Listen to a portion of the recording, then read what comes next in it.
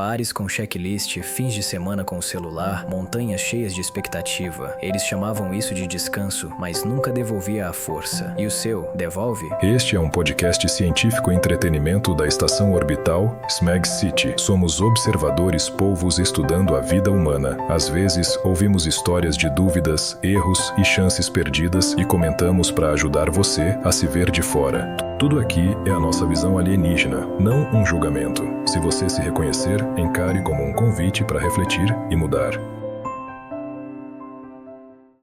Nós percebemos um hábito estranho nas pessoas. Elas conseguem voltar das férias tão cansadas quanto foram. Como se descansar fosse só outro lugar onde dá para se cansar. Decidimos observar. E foi isso que vimos. Paris. Eu sonhava com ela desde a infância, pelas páginas dos livros, filmes antigos, pedaços de histórias alheias. No primeiro dia, acordei antes do despertador. O coração dispara, a cabeça cheia de imagens que eu já tinha visto antes. Na mesa de cabeceira, o celular com a lista aberta. Obrigatório ver. Louvre, Notre-Dame, Ponte Alexandre III, Montmartre. E no fim da lista, a palavra resto. Como se Paris coubesse numa palavra só. Tomo um croissant rápido, andando. Ele está quente, frágil, mas o gosto some em segundos. Penso em chegar ao Louvre antes da multidão. Na rua cheirar café, baguetes, asfalto morno depois da chuva da noite. Mas quase não sinto isso. O trajeto na cabeça é mais forte que os cheiros. A fila do Louvre se estica como um rio. Pessoas falam línguas diferentes. Câmeras disparam. Eu também pego a câmera. Fotografo a fachada. Depois eu na frente da fachada. Depois a fachada sem mim. Por dentro ando rápido, quase corro. A Mona Lisa passa entre os ombros das pessoas. Faço a foto e sigo. Quadros, esculturas, salas. Tudo passa como em vídeo acelerado. Depois, Notre-Dame. No caminho noto um músico de rua, acordeão, melodia antiga, mas eu passo direto. Tempo, tempo, tempo. Na Ponte Alexandre III, pego o sol refletindo no dourado das estátuas. Clique. Outro clique. E já confiro. Tá nítida? Sem gente demais. No parque sento num banco para amarrar o cadarço. Um senhor alimenta pombos ao lado. Eu sorrio. Mas não fico. Na cabeça bate. Só mais 2 pontos e pronto. À noite mal arrasto as pernas, mas no celular, centenas de fotos. No hotel revejo tudo, e em cada imagem me vejo sorrindo, e cansada. Entendo que essas fotos não falam do que senti, mas do que eu precisava dar conta. Não lembro o gosto do croissant. Não lembro o cheiro do café da padaria pequena por onde passei correndo. Não lembro como soava aquela melodia no acordeão. Lembro só da pressa e da sensação de estar sempre um pouco atrasada, mesmo quando dava tempo de tudo. Paris ficou na minha memória como uma galeria de imagens, não como uma cidade onde vivi nem por um minuto. Talvez da próxima vez eu venha sem lista, sem pressa. Talvez da próxima vez eu simplesmente deixe a cidade me dizer para onde ir. A memória guarda pausas, não marcas na lista. Mas as pessoas ainda acreditam que dá para juntar experiências como selos num álbum. Elas não entendem que o momento vive enquanto você está nele. E que nenhuma foto alcança o que já passou. Talvez por isso tenham tantos registros e tão poucas lembranças. Depois de Paris, decidimos observar como as pessoas descansam em casa. Parecia mais simples, sem pressa, filas ou malas. Mas descobrimos que é mais complicado. Sexta à noite. Fecho o notebook e digo a mim mesmo: esse fim de semana é meu, sem viagens, sem visitas, sem planos, só eu e o silêncio, sem ninguém pedindo nada. Manhã, passo o café, sento perto da janela, sinto o cheiro subir e pego o celular. Só um minutinho, só para ver as notícias enquanto o café esfria devagar. As notícias viram vídeos, os vídeos viram memes, os memes viram cafés da manhã alheios, vidas de outras pessoas. 1 minuto vira meia hora vira 1 hora inteira. Eu deslizo o feed como se estivesse procurando algo importante ali, alguma coisa que faça sentido, mas não tem nada importante. Só mais um vídeo, mais uma notícia.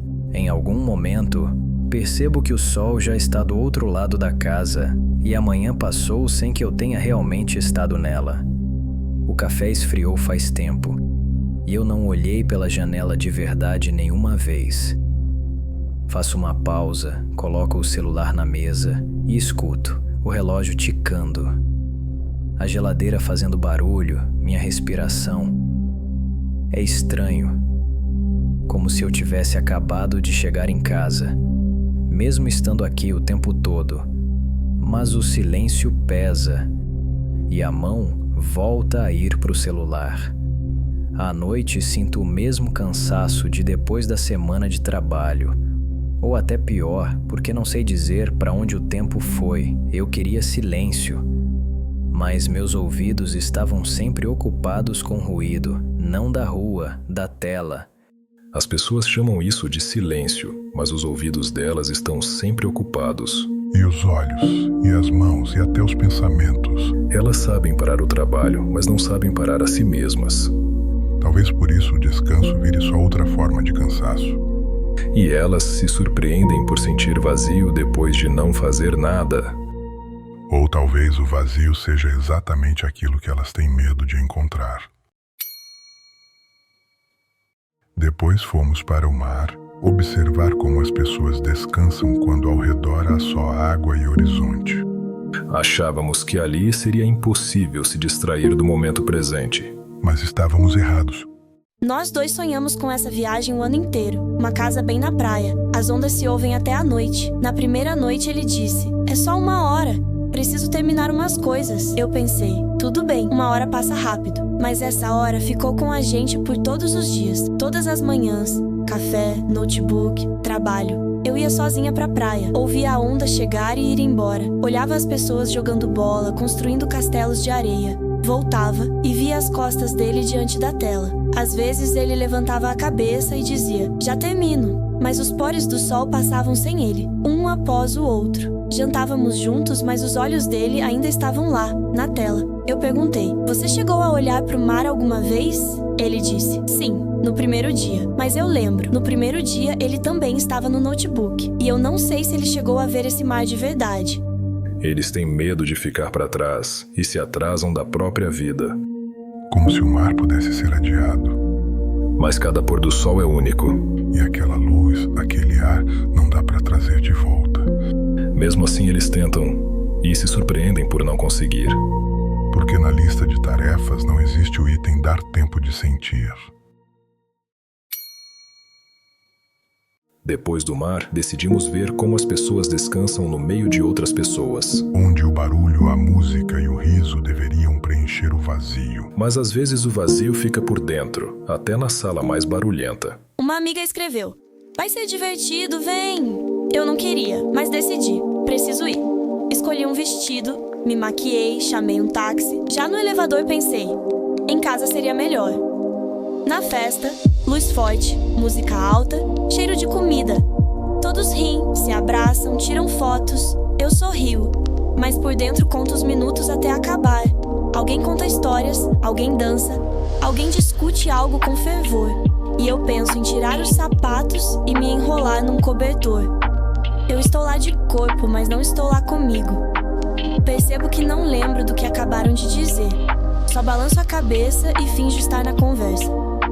Quando a noite termina, sinto um cansaço, como depois de um longo dia de trabalho. Volto para casa com as mãos vazias e a cabeça vazia. Como se não tivesse ido ver amigos, mas há uma obrigação. Às vezes eles vão para onde o medo de perder leva, não o desejo de estar. E mesmo quando não perdem nada, por dentro fica vazio. O vazio pesa mais que o cansaço. Mas continuam repetindo, com medo do silêncio. E o barulho para eles é um jeito de se convencer de que a vida está andando. Eles querem descansar, mas o descanso deles parece cada vez mais uma tarefa. Nas listas, o descanso fica ao lado do trabalho, como algo que precisa ser cumprido. E toda vez eles se perguntam por que, depois do descanso cumprido, a força não volta. Talvez porque meçam o descanso por resultados, não por sensações. ou porque tenham medo de não fazer nada e chamar isso de normal. Mas o descanso de verdade não precisa de justificativa. Durante 1 ano, eu sonhei com uma trilha nas montanhas, pensando nela quase todos os dias. Revivia fotos de lagos turquesa, picos nevados e caminhos que sobem para as nuvens, como se já tivesse estado lá. Lia blogs de viajantes, anotava melhores lugares e pontos mais bonitos, montando meu próprio roteiro ideal. Imaginava entrar na trilha, respirar o ar frio bem fundo e ouvir um silêncio sem nenhum som a mais. Absoluto. Comprei botas novas, mochila, um saco de dormir leve. Tudo exatamente como recomendavam. Até treinei em casa. Subia escadas com um saco de batatas nas costas para ser como na trilha, de verdade. E então chega o dia da viagem. Vamos de ônibus pela serra e eu olho pela janela, esperando que a imagem perfeita apareça a cada curva. Mas em vez do lago turquesa, vejo cinza.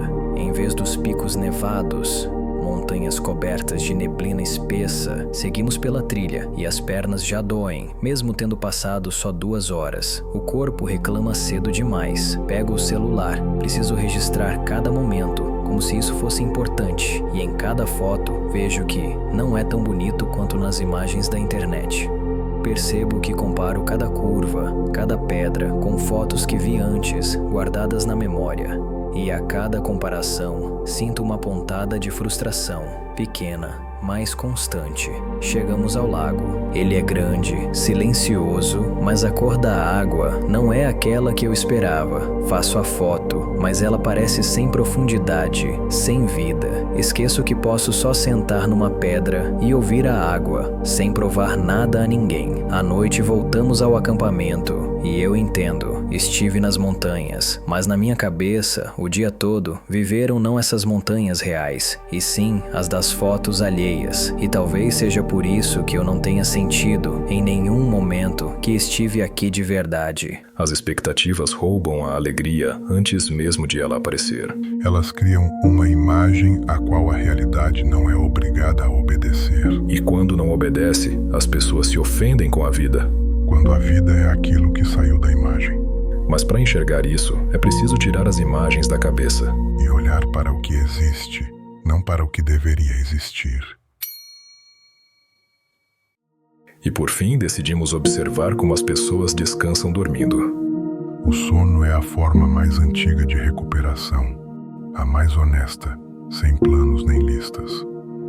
Mas até ali elas conseguem levar trabalho e ansiedade. Nas férias decidi dormir 10 horas por dia. Vou finalmente descansar. Pensei, ajustando o despertador para as 9. Na primeira noite, adormeci rápido, sem lembrar no que pensava. Mas acordei às 2 da madrugada e peguei o celular para checar o e-mail. Não havia nada, mas rolei notícias e redes sociais. Quando larguei o telefone, parecia que tinha saído de um turno de trabalho. Dormi de novo, mas acordei com a cabeça pesada e o humor vazio. Durante o dia, ficava deitada na espreguiçadeira, de olhos fechados. Por dentro, porém, era corrida constante. Trabalho, tarefas, casa. Checava os mensageiros a cada meia hora. Até dormindo, via a caixa de e-mail e acordava para só conferir. No fim, eu dormia com o corpo, mas não com a mente. Ela não deixava o corpo descansar. Voltei das férias tão cansada quanto no primeiro dia. Ou pior, sabendo que o tempo existiu e eu mesma o tirei de mim. Entendi que dá para ficar 10 horas de olhos fechados e não descansar 1 minuto. Porque o descanso não começa no travesseiro, começa na cabeça. Se a mente não descansa, o corpo não sabe como. Eles alimentam o corpo com sono, mas a mente com ansiedade. E depois se surpreendem por acordar exaustos. Parece que acham que, se não conferirem, o mundo vai desabar. Mas o mundo não vai desabar. Eles é que podem. Descansar é saber ficar inútil, nem que seja por 1 hora. Mas eles confundem inutilidade com perigo. E pagam por isso com a própria energia. Acho que eles têm medo de que, se desligarem por completo, acordem em outra vida. E às vezes é exatamente disso que eles precisam. Percebemos que as pessoas procuram descanso em lugares onde ele não existe. O descanso verdadeiro começa quando elas param de provar para si mesmas que estão descansando. Talvez precisem aprender com crianças dormindo, não ter pressa de acordar. E talvez então voltem das férias diferentes. Não só com fotos, mas consigo mesmas. Voltar consigo é mais difícil do que voltar de qualquer viagem. Mas talvez um dia elas tentem. E então, poderemos ver como elas realmente descansam. E como finalmente vivem.